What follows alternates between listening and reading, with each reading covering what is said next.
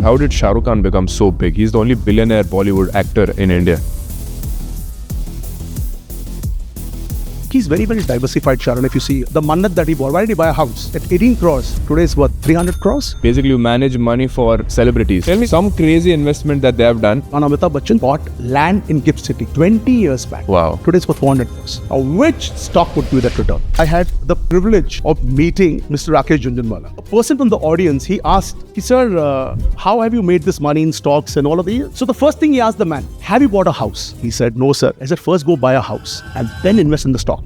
The floor below mine is Madhuri Dixit's house. She puts the house on sale. Couple of weeks back, some guy paid 15 crores and moves in. So what is the logic here? Potential guy who's bought the apartment has already factored the fact that this building will eventually go to redevelopment. The 15 crores straight jumped up to 30 crores, 35 crores. That's the potential in the next 5 years. That is what real estate does to you. So there's one more unit left below me, so I should buy that, you're saying. People who are not even crorepati's are facing litigation problems through, marriage separation, divorces. So how do somebody like that protect their wealth? A simple thing that a retail guy can do today is make... Hey guys, welcome back to another episode of the 1% Club Show. The guest of today's episode is Mr. Deepak Hiro. He's someone who has more than 30 years of experience in the wealth management industry, managing money for HNIs, ultra HNIs, Bollywood celebrities, and the who's who of Mumbai. People who have hundreds of crores of portfolio. If you watch this episode till the end, you will learn how the ultra rich save crores of taxes by using innovative tax strategies. How do the ultra rich protect their wealth through wills and trust formation? Why does he invest up to 50% of his money in real estate? And a lot of other cool things. If you want to gather all of these cool tactics, make sure to watch till the end. Now, on with the episode. All right. Hi, Deepak. Welcome to the show. Pleasure's be online, Sharan. So, Deepak, I've read about you online and it says that you are a celebrity wealth management person, right? Basically, you manage money for celebrities in India. Across clients, right? Segments, yeah. But I think the Bollywood aspect is, also highlighted a lot. So, Deepak, let me first start with understanding, how you look at asset allocation today, right? Because you are a wealth manager managing 1,600 crores. So, let's start with how you manage your own money. Where is your asset allocation looking like today? Very interesting. Okay, so if you ask me, my portfolio is divided into two categories, Sharan. 50% is real estate. Oh, really? Yes. And 50% is into equities. Okay. Into funds. Okay. Clearly into funds. And 15 to real estate. Wow. So it's divided evenly. 50-50. Both these things. And what is the logic for this? Well, so I'll tell you what happens when you start your life journey. You start with equities. But as you start earning, you want to buy your own pad. So that is one house you buy in, right? So that is your own pad that you live in. So keeping that aside, you also, the reason of buying real estate, and this is all commercial real estate apart from my own property, is those are stable assets, hard assets, stable assets, right? Equities, what happens is, when there are, of course, markets are volatile and equities have delivered very well. The last 40 years, if you see the historical data of equities, funds have given about 15% returns, right? Yeah. So keeping that portion of my wealth will keep growing. But since it's liquid, you can always liquidate a portfolio into 48 hours, you can get the money in, right? Real estate is not a liquidable asset, right? So that becomes something that is there with you that you cannot liquidate very very easily, because when you want to buy a real estate property, you buy at the current market trends. But when you liquidate the property, unless you drop it down by 30%, you can't liquidate it. Yeah. So equities is always an itch. When you want to buy a car, you want to upgrade your lifestyle, you dig into your portfolio. Okay, this you cannot. So it's such a conscious decision, and also, you want to evenly distribute among the two of the biggest asset classes. I've seen portfolios of multiple clients. The real generator in their portfolio, and you'll be surprised and amazed, Sharan, 30 years of working with clients. 80 to 85% of their portfolio was in real estate. Yeah, which is common in India, right? 100% common in India. Even my dad's 90% was in real estate, right? Before I started managing. Absolutely. The real estate and fixed deposit, those are the two, and of course their own businesses. Yeah. They used to generate cash from the businesses. The money used to be in business and into properties and FDs. And as equity started getting momentum, people started moving conscious shift started happening into funds, into stocks, a little bit into stocks, into funds as well. Okay. But real estate always was a constant asset that everybody needed. So I'll tell you a very interesting thing that hit me hard. Yeah. I think 15, 16 years back, I had the pleasure and the privilege of being in a very closed door meeting with Mr. Rakesh Jhunjhunwala. I was in my company doing, I was running the wealth management there. And there was a very small gathering of people called, and Mr. Jhunjhunwala was being interviewed, by somebody very senior from the industry. So there was a person from the audience. He asked Mr. Jhunjhunwala a question. Sir, how have you made this money in stocks and all of these? Normal question. Everybody's inquisitive to know if the man is sitting right there. And he rarely met people in the audience. He rarely came for these interviews and all of that, right? So the first thing he asked the man, have you bought a house? Tumne ghar liya apna?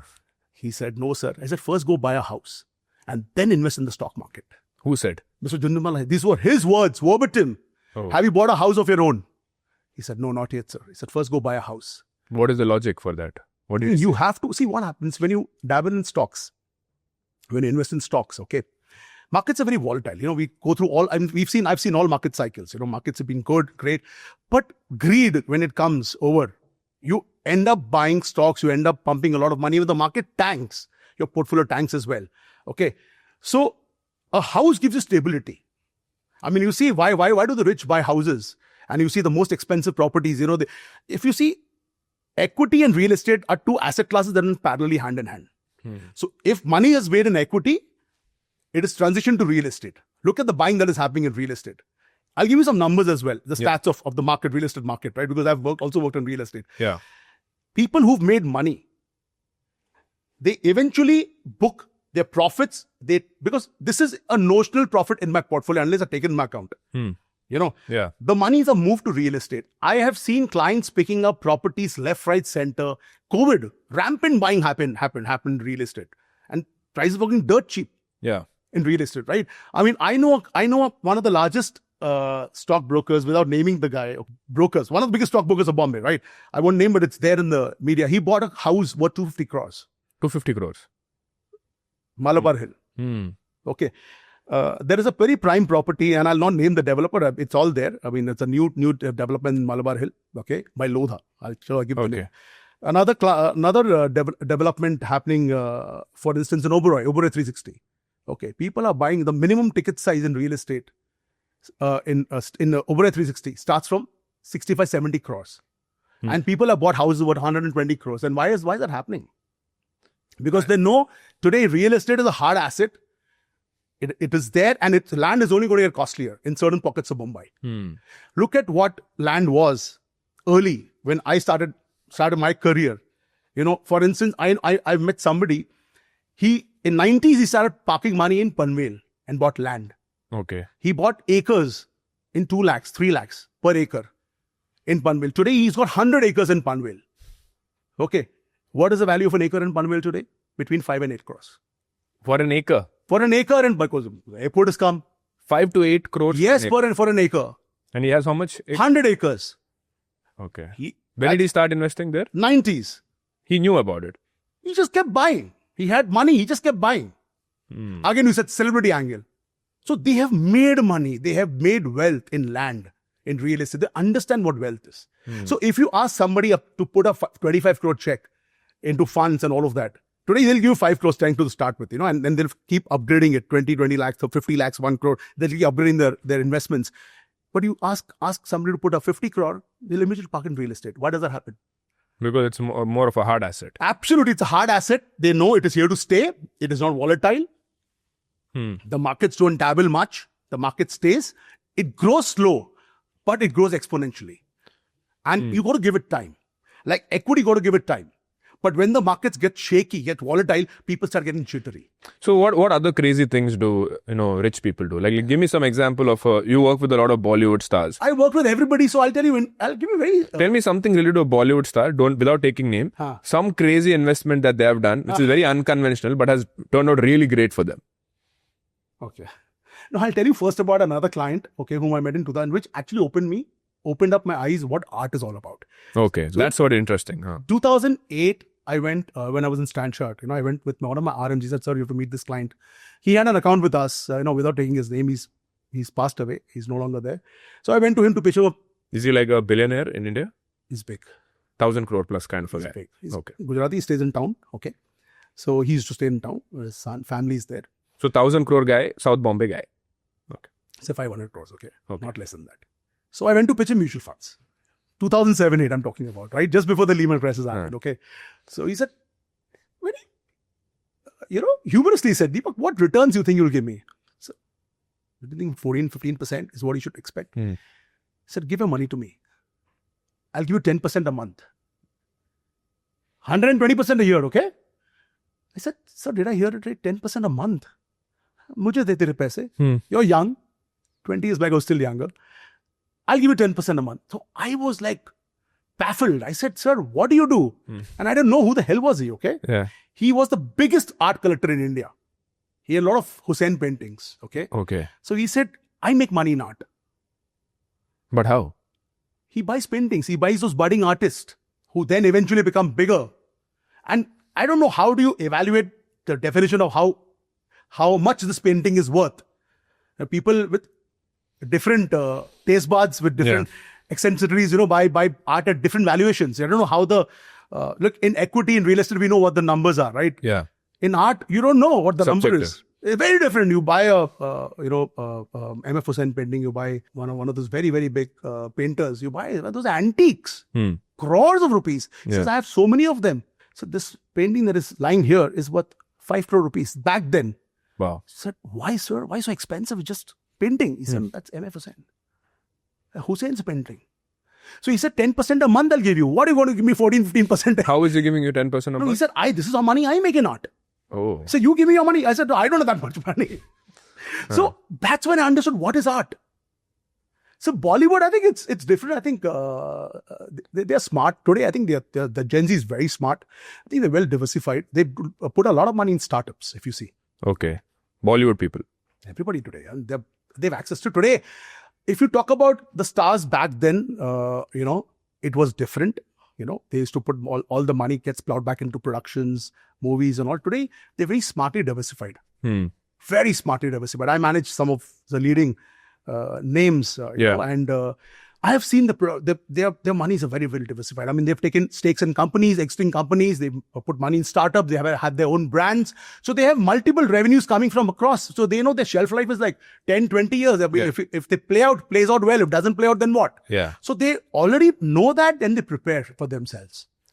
Like, I've always wondered, how did Shah Rukh Khan become so big? He's the only billionaire Bollywood actor in Very India. smart. He was a businessman. He's a businessman more than an actor. And he's very well read. He understands business. And of course, I mean, there's only one Shah Rukh that happens, right? Yeah. In an era Right. of 100 years. There's only one Amitabh Bachchan. Any interesting thing that you've noticed the big actors like Shah Rukh Khan do, which really made him rich? I don't manage his money, but I wish I would in one day, someday. But yeah, I think he's very, very diversified, Sharan. If you see, I mean, if what little I know is he's got investments in cricket. I mean, I remember the Mannat that he bought. Why did he buy a house? Why did he buy a house? I mean, he wanted to buy a house and bought at 18 crores. I mean, that's a number, I mean, that is there. Today is what, 300 crores? His Yeah. property. I know he bought his cricket team at an X amount. Today, it's about 40x, 50x, the Yeah. KKR I'm talking about. So Yeah. he's Kolkata Knight Riders. He's very well diversified into productions. So he understands. So if you all see all these people who are wealthy, how have they become wealthy? Because they're very well diversified into multiple sources of revenues coming to them. Okay. For a common man, I don't have that avenues. I don't have that money.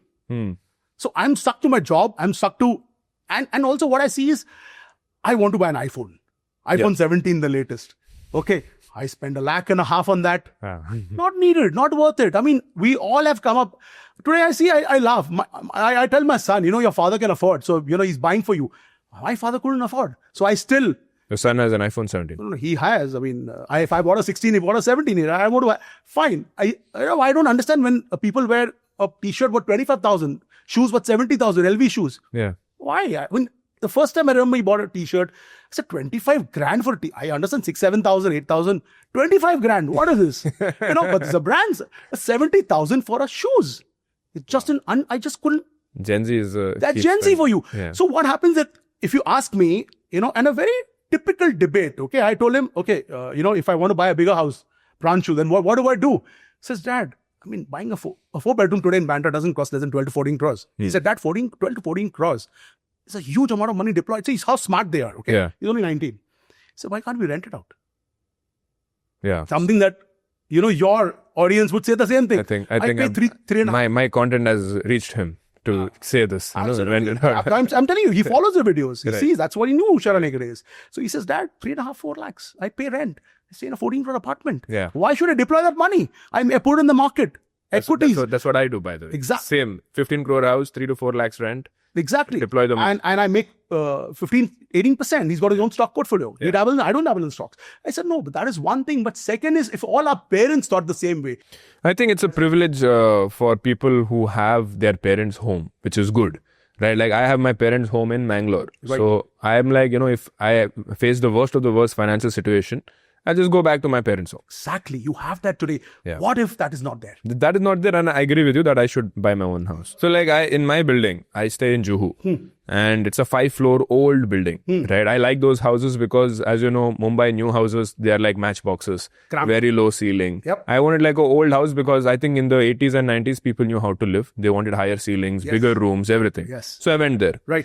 And this particular house, the floor below mine is Madhuri Dixit's house. Okay. Right? And everybody, the security guard is like, what, Madhuri Dixit's house, and the building security manager, security guy, not building security, my bad, the building secretary, who's been living there for the last 30 years, very respected guy. He comes to me, Sharan, Madhuri Dixit is selling. Why don't you buy her house? And she has 2 Jodi apartments. Correct. 15 crore, 30 crore. She puts the house on sale. 30 crore house. Nobody buys. Then she splits it apart. 15 crore. So, I think a couple of weeks back, some guy moved in over there, paid 15 crores and moves in. And I was just, thinking about the math. Because until then, the value of that place was not established. Because this is the first transaction which is happening after 10 years or something. Nobody has moved out because it's just 5 floors. No, I'll 5 explain the value of you later. Finish, I'll tell you why he's bought it. Only 10 families are living over there. So nobody has bought and sold. Prime location, walking distance from the beach. So nobody has sold. Nobody knew the value. Now it got established, 15 crores. And I am paying... And how big is the house? It's a 3-bedroom house, 2,500 square feet. 15 crores, okay. Yeah, 15 crore house. And I was just doing the math. Okay, now I know what my rental yield will be. So I did the math. 3.3 lakhs rent divided by 15 crore. So 3.3 into 12 is about 40 lakhs. 40 lakhs divided by 15 crore. That's about 2.8%. Roughly. 2.8% rental yield. I've been living there for a year now. So had I taken that 15 crore, I would have had to take a minimum 8.5% interest on that property. 20% down payment also. 20% down payment would be 3 crores. 3 crore, which I have to take money from the markets.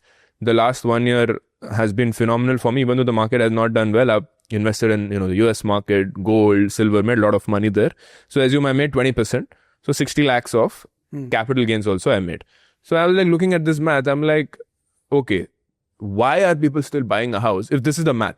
And the guy who probably bought that Madhuri Dixit's house for 15 crore is probably a smart guy. He can't just buy 15 crore property without being smart. So what is the logic? I'll tell you the math. Now I'll tell you. What is the logic? I'll tell you. You said the building was how much? Very old building, right? Probably you can assume it's 30 years old. Yeah. Okay. Yeah. So the potential guy who's bought the apartment has already kind of factored the fact that this building will eventually go into redevelopment. Because where's the space today? What is happening is they are demolishing the old buildings, bringing up new buildings. And then what happens is, if you have if you have a 2,000 square feet, he has got a 2,000 square feet apartment. Yeah. If the location is prime, which I'm sure if Madhuri had an apartment, the Juhu location where you're staying is going to be very prime. Yeah. If he has another 5, 7, 8 floors to sell, you know what numbers they give, additional numbers I give, because I also had fortunately worked in real estate. I know builder personally. I know exactly what's happening in the market around currently. Anywhere between 50 to 60% to 80% additional FSI is given to the existing members. Wow. So even if he gets 50% additional FSI, Sharan, what will be the cost of the flat in a new building then? Do the math. He'll get 50% higher money. Additional FSI, additional more carpet. So today if it's in 2,500, I'm saying if he gets additional 1,600 square feet more, Okay. he goes into a 4,000, 4,200? Do the math. And a new building, in a brand new, and of course, it'll be like one of these guys where you have the gentleman who's made this building of yours. Yeah. Does a lot of work in Juhu, right? Yeah. So imagine if if the market rate there is 80,000, You'll get 80,000 market rate. 35 crores. 15 crores straight jumped up to 30 crores, 35 crores. That's the potential in the next 5 years. Exactly. Maybe 2 years, maybe 3 years, you don't know. That is what real estate So there's one more unit left below me. So I should buy that, you're saying? I mean, if you think that's a potential, I would love to see to tell you whether, because you have to see if the society is free, it's a freehold land, Yeah. or it's a collective. Well, you have to see a lot of things before understanding that will it go or not go. I mean, all buildings will go. I mean, you see the redevelopment happening in Carband or Santa Cruz here. Yeah. 600 redevelopment projects happening. So now let's get to, okay, real estate is done. Now let's talk about the stock market, the equity market. Now, when you deal with HNIs, are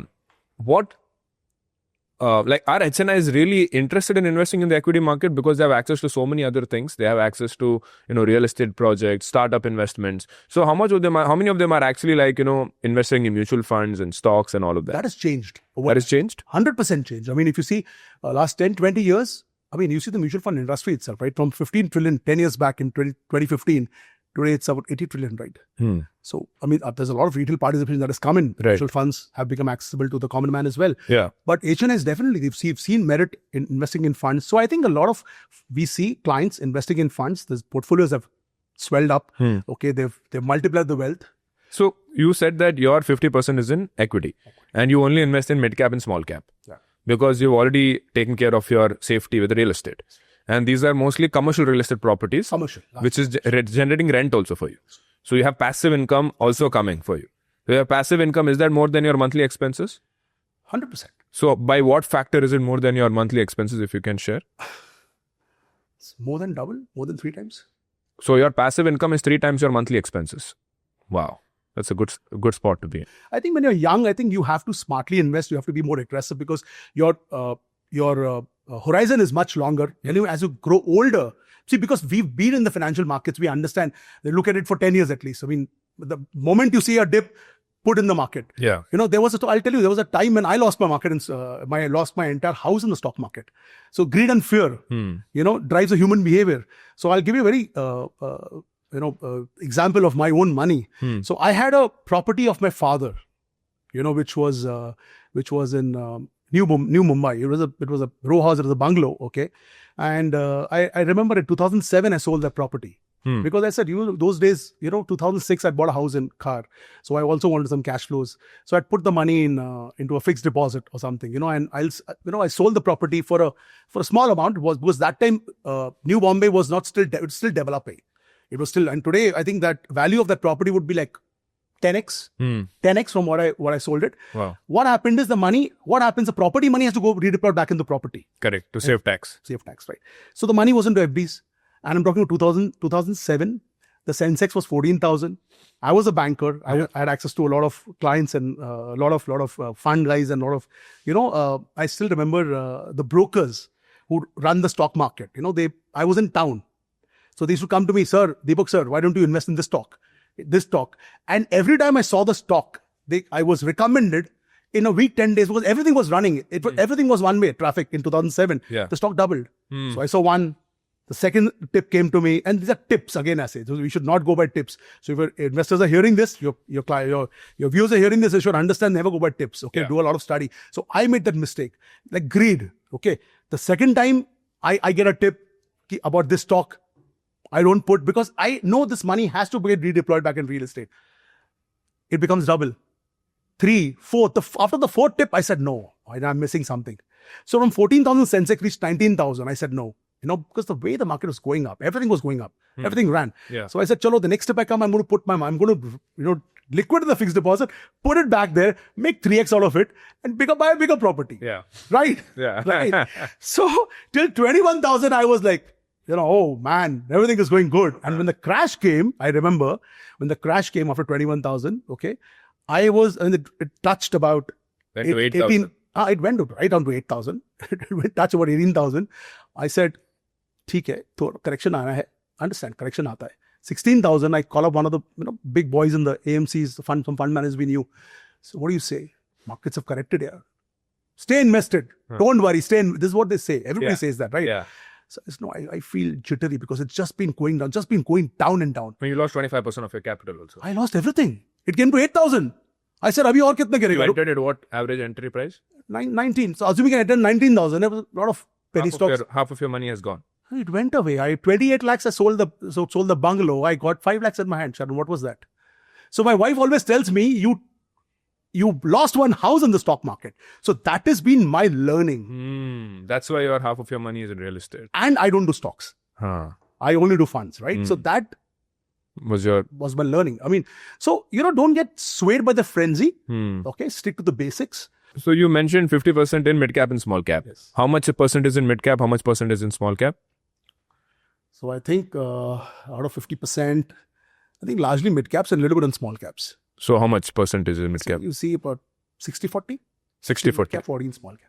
Fair enough. So very simple portfolio. Half of it is in commercial properties, around 30% in mid-cap, 20% in small-cap. And you invest mostly in mutual funds. This is your portfolio, which is currently looking like. You don't dabble with PMS, AIFs, all of those? Not really. Keep your investments very simple. Yeah. What I've understood in my life. If you're getting 15, 16, I think at 16, 17, my funds, my returns in the last, in my funds have delivered about 18% plus 20% returns, right? CAGR. Over how many years? I think about 10, 15 years. Okay. 10 to 15 years, your CAGR has been 18%. 18%, thereabout, okay? Okay. So if you are basically compounding your money 15% every year, which the markets do, if you're in the right funds, you're doubling your money every 5 years, Sharan. So idea is to reach to first 1 crore. The 1 becomes 2, the 2 becomes 4, the 4 becomes 8. That's how it grows. And have patience. But you know what happens? There's always an itch. Because it's liquidable, right? That's why real estate. Because you know what happens? When you want to dig in, you can't dig in real estate. So, but before we get into that, somebody who has, let's say, on an average, 10 crore, 20 crore plus kind of a net worth. Yes.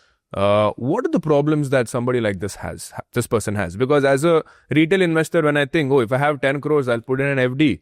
And FD say I will get 5% post-tax, 50 lakhs a year. Life is set. I'm sorted. So when you talk to your HNI clients, what are they worried about when it comes to money? So I think money grows money, Sharan. For them, I think what the main concern is the wealth preservation. What does that mean? Okay, how do I preserve that money? So 10 crores is small. I think these guys have investable surpluses of 20, 50, 40, 50 crores as well. Okay. Because these are 300, 400, 500 crore, 1,000 crore net worth clients. So if as a person I have created wealth in my lifetime, how do I preserve that wealth and pass it to my next generation? Okay, that's interesting. Like they say, the first generation creates wealth. The second maintains or grows it. And the third destroys it. Why do we say that? You see, large business families, and I'm thinking large as big as what Reliance is today or Adani is today. We have the biggest houses. 50 years back, there were more names. There was KK Modi, BK Modi family, the Modis, the Mafatlals. Wow. I'm giving you names. Very big, right? Where are they today? You've not even heard of them. The Gen Z don't even know them, right? Why? And why so? So what the patriarchs, the guy who, and I deal largely with, generational wealth, so we meet the promoters, the first generation, and they're very humble. 99% who've made money are very humble, are very down to earth. They've come from the grassroots levels. They respect you. They understand the importance of time. The second generation. So also what happens, they know that today if I've made wealth and my son is competent enough, he will grow the wealth. But if he sees his son is not very competent, and I have so many cases. I mean, I deal with so many clients. The biggest fear is, जो पैसा मैंने इतना बनाया है, जो wealth create किया है, it takes years of building wealth, decades of building wealth. Wealth is not built overnight. Right. I mean, you're one of the fortunate ones. I mean, you're one of those lucky ones, and God bless you for that. And may you keep growing and may you keep making exponential wealth. But what happens is, it's created over decades of hard work and toil and labor and blood and sweat. So they want to preserve that wealth. How does wealth get preserved? So, they form a trust. Now, also what as you rightly know, as the money gets bigger, there are bound to be conflicts in the family. One brother, two brothers, the children, even the brothers are fine. They're very, very, I'm giving you live examples, and I have so many case studies I can give you without taking names of clients. Even people who are not even crorepati's are facing litigation problems through, marriage separation, divorces. Yes, that is the big, divorces in families are the biggest problems we've read in the papers. Correct. So they're already happening. Yes. So how do somebody like that protect their wealth? Like, I'm not saying that, as a way to not give the wealth, but sometimes there might be, what unethical ways which people use to take wealth from somebody after divorcing? Perfect. Now I'll tell you. Okay, divorces to chalo. I'll answer that question in the next in the following this thing of mine. But a simple thing that a retail guy can do today, who's also worth 50 lakhs, 20 lakhs, is make a will. Okay. Now I am a normal middle class guy. I'm working very hard. I sit in a joint family. I have my mother, father, Brother, wife, sister. brother, sisters. What is my priority? Is my wife and children, and of course my parents as well. Correct. My parents are sorted. Most of the parents today, are sorted. They have their own money. They live on their own this thing. My wife and children are my immediate dependents, right? So if I have not made a will, what can happen? What can happen? I'll tell you. Now, if I die, God forbid, something happens, my wealth will be equally divided between my wife, my 2 children, and my mother. Okay, not father. Father also. Parents, then parents. Okay. Equally divided between my wife, Parents and my children. If one child, then one child, 2 children, then 2 children. Equal proportion. Now, what happens when it goes to the parents? Now, the parents would, of course, want to vouch for the son that is gone, because end of the day, it's a son that is gone. So they would want that wealth that is gone, not intentionally, it's got divided as per the Hindu Act. Okay. Yeah. They will want to transfer, but if they don't transfer, they don't understand the nuances of that. The sister or the brother can claim 25% because the mother's assets are also assets that belong to the children. So your money that you've hard earned, okay, for your family, imagine 25% of that can go to your siblings, which you don't want. Oh. Suppose, now another example I'm giving you. I have worked hard. My children are fine. My wife is dependent, but my children are not taking care of my wife. Okay. And they have a rivalry between themselves also. Okay. I die. Something happens to me. If I don't make a will, the children can also claim a stake that I can make a will and say everything goes to my wife. You can do that. Of course I can do that. And they can't go to the courts. It's a will made, and the will have 2 authorized signatories that we are there. We were, that testimonials of the will has been made, and out of that, one should be a doctor. To assess your medical state. Yes, so that nothing can be challenged in the court saying that he was not in a right medical frame of mind. So if one family doctor can be there, and one person who is known to the family. So basically, if I die without writing a will, a certain portion will be going to my parents. And because it goes to my parents, it's also accessible by my siblings. Yes. And that is where most of these civil cases start coming up. 100%. Second thing I'm answering, divorces. Mr. Divorces, right? Divorces, yeah. Very, very common among the rich. And today, even in middle class. Yeah. People don't. Patience levels have gone down. People can't. Parents' time, we never heard of that. Yeah. Right? I mean, I'm going to be 24 years of my marriage life this month. I'm coming 24 years with my wife. Okay. Yeah. So our patience and tolerance was a little high. Today, tolerance levels are very low. What also happens is to protect this money and the wealth, a lot of clients create trust. That is also one of the reasons to create a trust. But trust creation, can it also be done by middle class people? 100%. Why Isn't not? it expensive? It's not expensive. So how does it work? So let's say I have 1 crore rupees and I am married and I have kids. Why should I create a trust? No, you can create a will, not a trust. Trust happens when the monies are larger. How much money? I'm saying when the wealth is very big. So that if tomorrow there is a case that is happening, my wife leaves one of my sons and says, boss, alimony. Big money. Big money, they know she got married. You've seen, there are so many cases in the media, right? Yeah. But if it's gone through a trust, okay, he's just a beneficiary of that money. You cannot touch the money because the money doesn't belong to him. He's just one of the beneficiaries. The money belongs to trust. That is why if you see all these wealthy clients have moved all their assets, including investments and real estate assets, under a trust. The trust will do the investments. The returns will all go. They are only beneficiaries. The trustee is the main guy who makes the trust. Through a trust, you can also create... But I could have made my wife also beneficiary, to the trust. Yeah, you can make your wife. But then she can't claim money from the trust if she's a beneficiary. She can only get what it is. That is why all these things are happening. Oh, so I define the rules of how much money I get. I am the main guy who's my wealth, my son, tomorrow the wife divorces, she cannot claim because everything is in trust. It doesn't belong to him. Achha. He's the beneficiary of the trust. He's one of the receivers of the trust. Okay. So I'm a smart guy. I make this trust. That is why Succession planning is very, very critical. Formation of wills is very, very critical to protect the wealth. Also, what happens is, I want to do philanthropy. I have made a lot of, and it happens with a lot of wealthy people. Chalo, maine itna paisa bana hai, 20%, 10%, 30% of wealth I want to give to charity. Yeah. Okay. I die. What happens? Maybe that wish of mine is not fulfilled because the children say, chalo, he's gone. Why should I give the money? My thoughts don't get aligned to my father's thoughts. Yeah. He was too kind. He was a very generous man. I want to keep the wealth. So a trust is formed. And that money, the trust will keep doing those charitable acts through the trust. I have a special child. Okay. He's a very special child. The special needs trust that I create. Because I know he is not in a right frame of mind. People can take away all his wealth. Yeah. So I form a trust because of that. So a lot of complications happen when the money is bigger, the wealth is bigger, and the promoter faces a lot of challenges. Because I deal primarily with 99% of my clients are business, multi-generation clients, I see a lot of this happening. What they do is, today, if I see what sets them apart, Sharan, from a retail investor, is when he's sitting for a discussion on his portfolio, when he's sitting on a discussion about markets, about real estate, he makes his children sit with him. So they are already engraved in the discussion. They understand how money is moved, how, the guy is 14, his grandson is there. The son is busy. The main guy is sitting. He's got his 14, 15-year-old kid. He said, come, Deepak uncle has come. He's sitting with me. Why don't you come and join the discussion? So he starts learning from that age. Wow. For a middle-class person, what happens, and I've seen so many of these things that, I'm a middle-class guy. I'm running for my life. And I'm also a middle-class guy. I'm not saying I'm a wealthy guy. I came from Chembur. And I moved 20 years back. God was kind. I did well in my corporate life. But I've been a middle-class guy. My dad had all his monies in fixed deposits. Right? And till he passed away, my mom didn't have a clue of what is happening, where the money is. He never told her. Because what happens is, A, we are busy with the life. B, we think we are there. I'm there. Yeah. But after him, what happens? The wife has to struggle. And thankfully, I was in banking.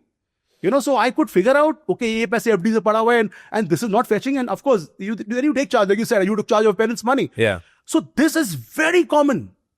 The guy has not taken a cover. Insurance cover. Very, very important for a cover. Because as you're younger, Sharan, today you're what, 30?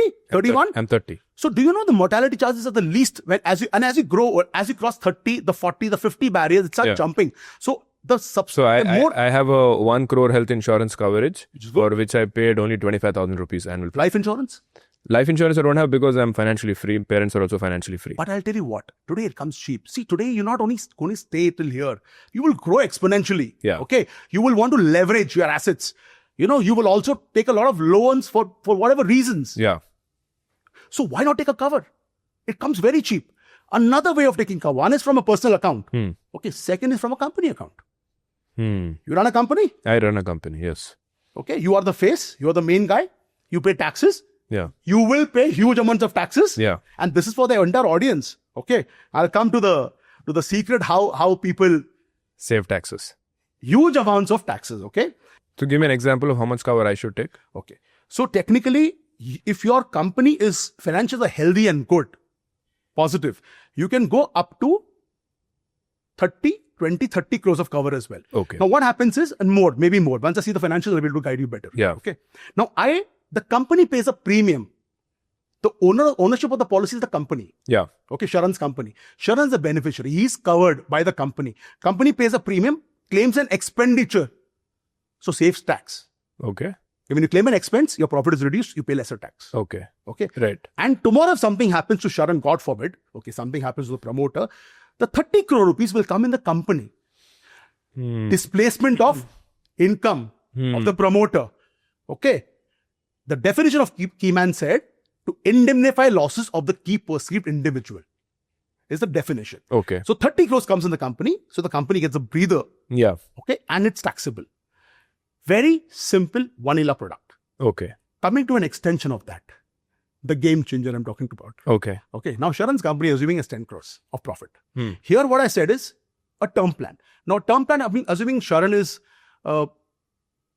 30 years old. If you take a 30 crore cover, your premium would be 25 lakhs. Annual premium, which is taken from the company. So, you get an expense, you pay less tax, all of that. Yeah. Now I'm coming to an extension of key man called as the key employer-employee policy. Key Employer-employee policy. employer-employee policy. Okay. What is the meaning of employer-employee, Sharan? The company has investable and insurable interest to park the money on behalf of the employee. Now, who's an employee? Sharan, promoter. Why he's an employee? If the promoter draws remuneration from the company, salary, Yeah. you become an employee of the company as of the law. So what you can do, the company, assuming you have a 10 crore profit, Okay. you can write off from 10% going up to 50% of your profit as an expense. Saying what? Expenditure, 37 money you get expenditure because you're paying an insurance premium. Okay. So what happens here, Sharan, is the owner of the policy is the company. Okay. The company owns the policy, issues a premium of 5 crores, gets an expenditure. So now you're on 10 crores, you're paying 25%. Okay. Okay? Tax. Yeah. So 7.5 crores comes back to you, 25% upfront you're paying.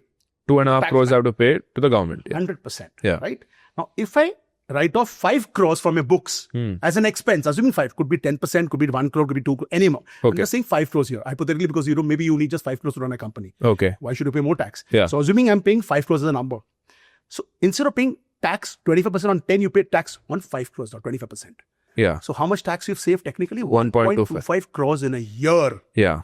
Okay, now on 5 crores, I give you a 10 times cover. So I cover the promoter here, of 50 crore rupees rides on the promoter from day one. Okay. Okay. Now, as a promoter, what are my opportunities of taking money out of the books of the company? Through salary or dividends. Okay. I'm showing this as an expense. So I'm booking as an expense, taking money out of the company books. But I haven't taken the money yet. Okay. Okay. I just showed it as an expense. So I've saved my tax, Okay. 1.25 crores. I've taken a cover. In this case, I can assign the 50 crores to the family here. Not to I can do a dual assignment also. I can assign it to the company and pay tax. Most of the times we tell the promoter to assign it to the family because that money going to the family is tax free. Oh. Or I can do a dual assignment. Okay. So how do I strategically take 50 money? crores to my family. Family, in case something happens to you, 50 crores tax free money. Okay. Okay. Okay. And you've saved tax of 1.25 crores as well. Okay. Okay. Now the money that is carved out of the books of the company, till the time you're paying the premium, you're getting an expenditure benefit. But I do have to pay this 5 crore premium? Every year. Every year. So I see your last 3 years balance sheet. I see what money you will make in the next. And accordingly, we will take 2 crores, 3 crores. Is it 10% or 50%? No, but my question is that, let's say I had 10 crore profit. Yes. I was going to pay 2.5 crores to the government, Yes. keep 7.5 crores to myself. Yes. That is option number 1. Option number 2, you are saying I do this. pay 5 crores premiums. Premium. It's also getting invested Where is it invested? into debt instruments. Oh, I'm also getting a return of 7% on that. it's not an expense. No, it's an investment booked as an expense. So it's a pre-tax investment. Oh, you can do that. 100%. Which instrument in the industry? It's an investment showed as an expense. Yes. Plus giving you cover. This is legal. This is legitimate, my friend. Oh my God. Usually people, This is legitimate. when So people this is do pre-tax. SIPs, it's not an expense. This is pre-tax. So I have in the first year made 37% return. Guaranteed. 30% tax, 25% tax are saved. 7% I make that. Wow. So pre-tax investment, not a post. Otherwise I do post-tax, right? But how long is the money locked for? You can write it off for 10, 12 years, keep paying premium for 10, 12 years. Whenever I need money, I can borrow against that, right? Which expenditure? So let's say I get into this plan. Yes. I paid 5 crore, I got a 10x cover. 50, Yes, But 5 crore is also invested, which is coming back to me. Yeah. It'll come back to you later. But how many years is this plan for? So you can pay for 8 years, 10 years, 12 years. You can also take money from the next year from the plan. So money which comes back to you, 30, This is like a money back plan money back plan. for companies. Companies. So I save tax. I take a cover. I securitize the money. As an individual, I cannot save tax by doing this, no? Company you can. This is very interesting. So if I have 10 crore profit, I don't show 10 crores as profit. 5 crore, I buy an insurance product. I save tax on the 5. I save tax on that 5 crores. Yes. And it's also growing in value for Yes. me. And I can borrow it whenever I want 80% you can borrow against that. by taking a loan again. Yes. And that interest that I pay on the loan also can be shown as an expense in the books. Interesting. Very interesting. Not very. Very interesting. This is structures that, you play with. And you help with this. Specialize in this. I like this. I like this. So this is what rich people do, huh? This is the, This is the game which rich people play.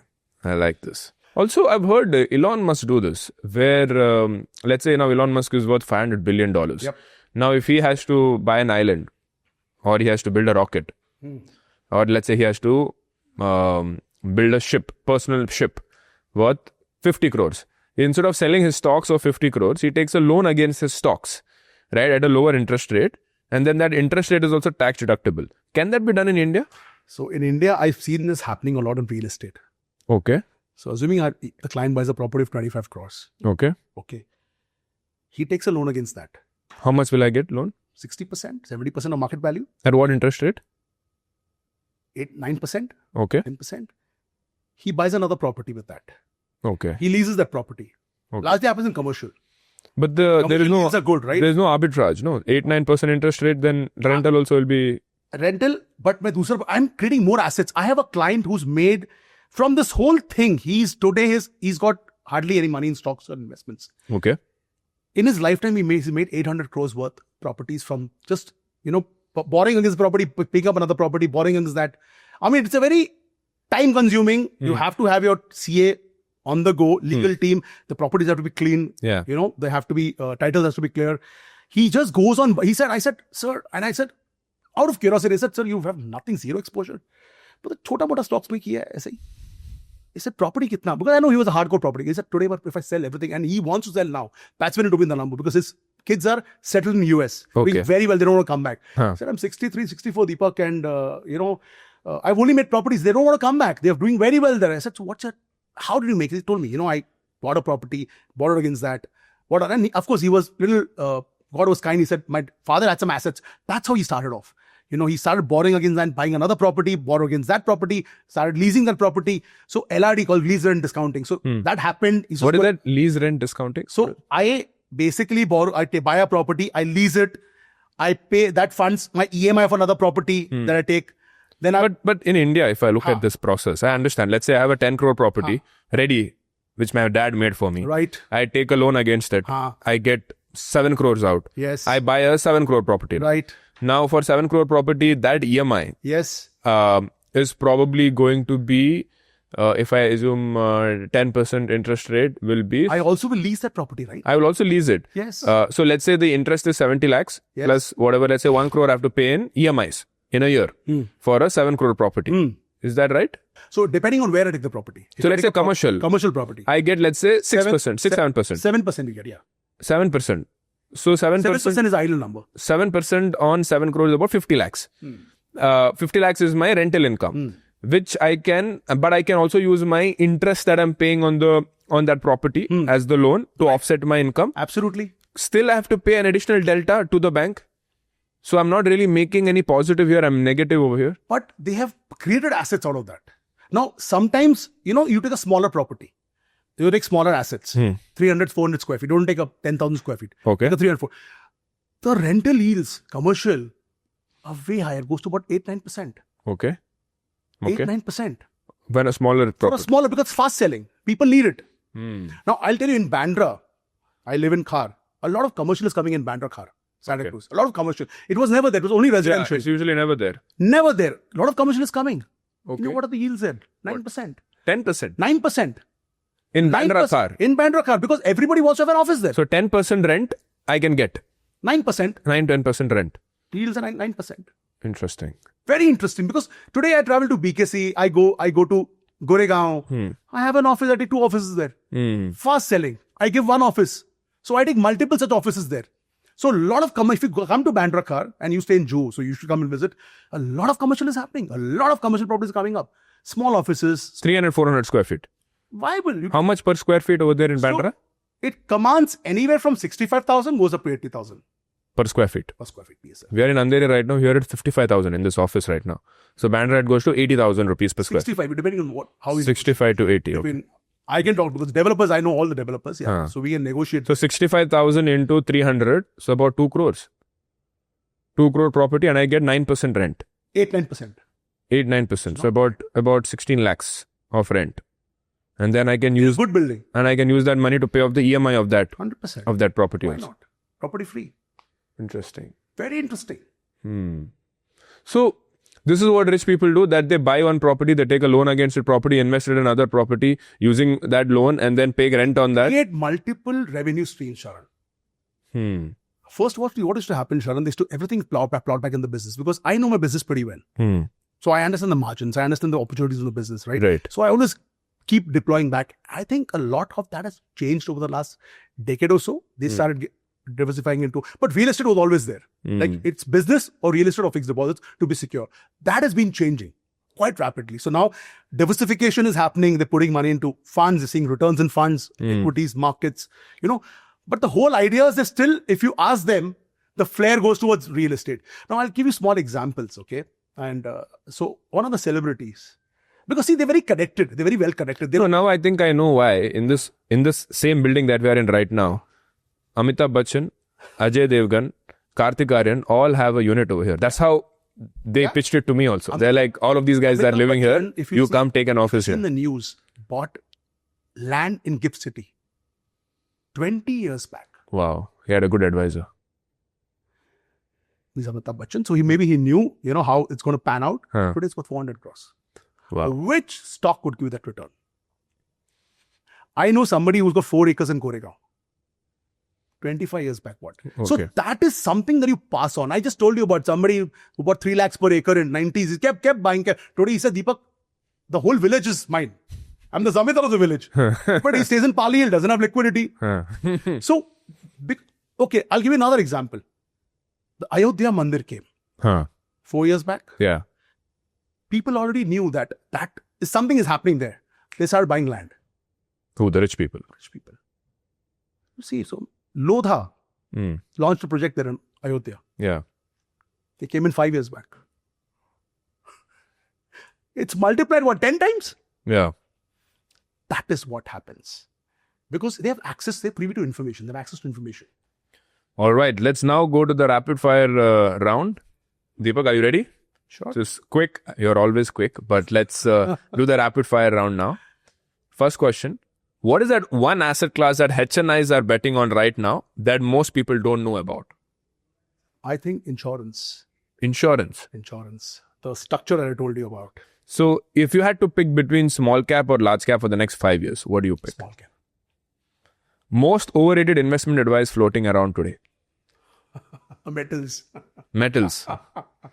One red flag you instantly spot in a client's portfolio?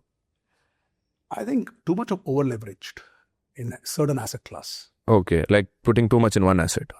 I think what also happens is, Sharan, is if I've made money, from equities, I'm a hardcore equity fan. If I made money in real estate, I'm a hardcore real estate fan. Yeah. So I think over-concentration is a red flag completely. Then how do you define over-concentration? About what percent? I think that depends on his age, depends on risk appetite. I think if it's 70% over-concentrated in a particular asset class, I said, do some bifurcation. Okay. All of that. Cash or gold during a recession? I think both are... Both. Cash is king. So another thing I'll tell you, every HNI, and I'm telling you for retail as well, retail clients as well, retail should at least have 6 to 9 months of cash reserve. Yeah. Money ready. According to me, that should be a thumb rule. Yeah. Okay. HNIs always have 10% of the money always in cash. So if they have 100 crores, 10 crores will be in cash. 100%, maybe more than that, because they spot opportunities. That's when the buying happens. You have a correction, they park money. That's when the liquidity comes in play. You see a distressed property, you have a liquidity available, you straight pick it up. Yeah. So they always have 10-20% always in cash available, ready. One sector you would completely avoid in 2026? Hard to say. It could be any asset also which you don't like for 2026. Not just a sector. Gold. It's already had its rally here. I mean, you see retail investors coming in now. There's no point. The one financial metric every investor should track but doesn't? I think you should change your composition of asset allocation as you grow older. Okay. They don't do that. What happens is when the portfolio does very well, assuming I've had a proper concentration of large caps, mid and small, and my portfolio is doing very well, you don't come back to the original composition. The portfolio will outplay. Yeah. So you got to come back because what happens? This helps you when the market starts falling down. People don't even know where they have put money. They're not tracking it. Because it's going, it's one way. So you have to look at also rebalancing at some point of time. Best time to exit a real estate investment? I think when everybody's talking about it and it's heated up. So you know it's going to come down. Is it right now? Absolutely. Now it's heated up, real estate. Very heated up. You're not seeing any movement there. All right. If wealth management had a golden rule, what would yours be? Stick to the basics. Basics. Basics of asset. The boring basics. Boring basics, absolutely. One investment you regret not making in your career. I think investing in gold currently. I missed the running completely. And my wife keeps telling me you should buy gold. I think she was a better investor in the last 2 years. Gold is more of a hedge asset, right? I mean, Sharan, I don't think you should have more than 3-4%, 5% allocation in gold because that only plays out when you have geopolitical. You could not predict this geopolitical things happen. I knew from 1 lakh it touched, I knew it's going to go to 1.5, but I don't know how volatile it can get because it's just going one way. Yeah. So I think that is one rally I missed out, and I'm saying it on record. There's one regret I have. You regret. I'm sure your investors also like, why didn't you tell me gold? Absolutely. Okay. One luxury expense that HNIs make that you feel is actually worth it. Luxury real estate. Luxury real estate, like Trump Towers of the world and DLF Camellias. Absolutely. But as a retail investor, when I see a 100 crore apartment covered with smoke, I'm like, kya fook ke aaye bhai? What is this? I think what happens in luxury, Sharan, I think, like I said, it's more of ego buying. It's more of the status symbol there. When you sit in those circles, I've been. But why is it worth it? Like 3-bedroom apartment, 100 crores. So I think for them, they've already arrived in life. They've already reached there. And I think. They already have FU money. Now it's time to. FU money. And also what happens is, Sharan, tell me one luxury property that has gone down. None. It'll not. It only gets, people only aspire to come. Okay, I bought it for 70 crores. There's a recent sale that happened for 140 crores. Okay, that's the price there. And that is no per square feet, there, no PSF there. It's a random buy. I mean, you see somebody, I know there's a tower in Worli, Naman Towers. And I know the builder personally, Naman himself. On the sea face, just before the Ambani house, this transaction happened worth 300 crores. Some lady picked it up. It was in the press. Now, what is 300 crores? How big is the property? Does the math play out? No. I think the way I look at this is that if I look at the different income levels in India, right? Now, if I look at how middle class have normalized things. Now, in the world of middle class, paying 5,000 rupees for a pair of jeans is normalized. Absolutely. But if you have the same conversation with a rickshaw driver or a road sweeper and you tell him 5,000 rupees for a jeans, he won't understand. Same thing now I feel when you look at DLF Camellias for 100 crores. I'm not able to understand what the hell is happening. But I think in that world, they understand what's happening. Absolutely. They know like this is normal for them. This is the new normal for me. This is the new normal for them. So this is what's happening. Spot on, Sharan. Interesting. All right. I've not reached there yet. Let's hope I one day reach there. All right. Next. Cryptocurrency in a HNI portfolio, yes or no? I've never seen one. Never. None of these 1,000 crore guys have crypto. I've never seen one. Maybe they have, but I've never seen one. Do you personally invest? Never. Never. I don't go to places where I don't understand, Sharan. I don't understand that. You don't speculate? I don't speculate that much. Interesting. I don't have a few money to speculate. Like, for last question for somebody like you. Yeah. If you had to call yourself as FU money living in Mumbai. Mumbai is the richest, most expensive place to live in India. You're right. So if somebody has FU money in Mumbai, it means they have FU money for India. What is that number? 100 crores. 100 crores? At least. Right? At least. Make a crore a month in passive income from that. 100%. क्या करेगा आदमी 1 करोड़ लेके कितना खर्च करेगा? Yeah. I mean, you would know, you work with celebrities. I think. What is the monthly expense that you've observed of a big celebrity? Celebrity is huge. How much do they spend? Okay, so without naming, okay. Obviously. I was talking to, the family whom I manage. So I was talking to, he says, so I was checking, I said, what is the passive income you want to reach? So even after I stop working, I should at least have 25 crores a month. Okay. So I couldn't understand that. I said, if I make that in my lifetime, I'm happy. Okay, of course. This is a celebrity. Celebrity, absolute celebrity. 25 crores a month they want to spend or make? They should have passive income coming in. Okay. A month. Passive income I'm talking about. Not active. Huh? You're talking about like a top 5 actor. Top 5 actors. Okay. You know what I'm talking about. So yeah, 25 crores a month, I think. And how do they spend this money? They have their own house. What Crazy. So, so I was sitting again, we meet often, right? So I was just talking to, he said, this guy just bought a 7 crore car. It was not, he just wanted to have, only 3 people have the car, this kind of car in the country, and he wanted to be one of them. He said, his dad is saying, look at him. What a 7 crore, what do I do with him? And he always got 15, 20 cars. Okay. This is what the expenses come out of the blue. And they just hit you, and it's completely unplanned. He says the whole planning is gone for it all. I want to deploy something somewhere else. Whereas but this kid is just going, I'm buying this car. So this is how they live in a different world. Right. So I think they're smart. They understand things, Sharan. And when I look at you, I think you're way sorted than I was at 30. Yeah. So they are today exposure is very different than what in our times was. Yeah. Today, when I remember in 21 years age, my dad asked me to go, what do you plan to do? I said, I don't know. I'll figure it out. Don't worry. So I was confident, but I had no clue. I said, I'll figure it out. And life, of course, played its own course. But today you ask a 21-year-old guy, you ask my daughter, my son, they exactly know what they want from life. What does your son want to do? He wants to join my business. He wants to work. So he's already working. My daughter is doing an MBA from KJ Somaya, first year, and she wants to, she's a hardcore corporate girl. She's structured that way. And I strengths of kids. Yeah. You've handled thousands of people in your corporate. So how many people work with you totally? Totally. In my team? Yeah. About 10. 10 people. 10 people managing how many clients? 120 families. 125 families. 120 families, yeah. And you personally meet all these families. I'm an RM for that, right? Right.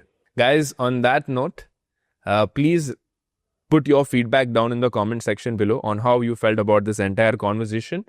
Any questions that you felt like I missed out on asking, please drop them down below so that I understand how to prepare myself better for future conversations.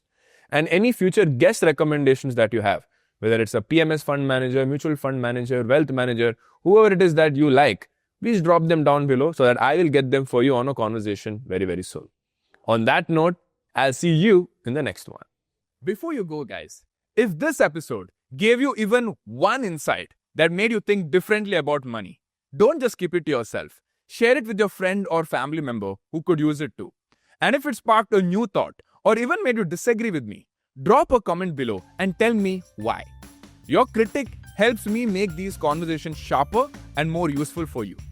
As long as you have me subscribed, I'll make sure that you walk away with at least one new thing every Wednesday.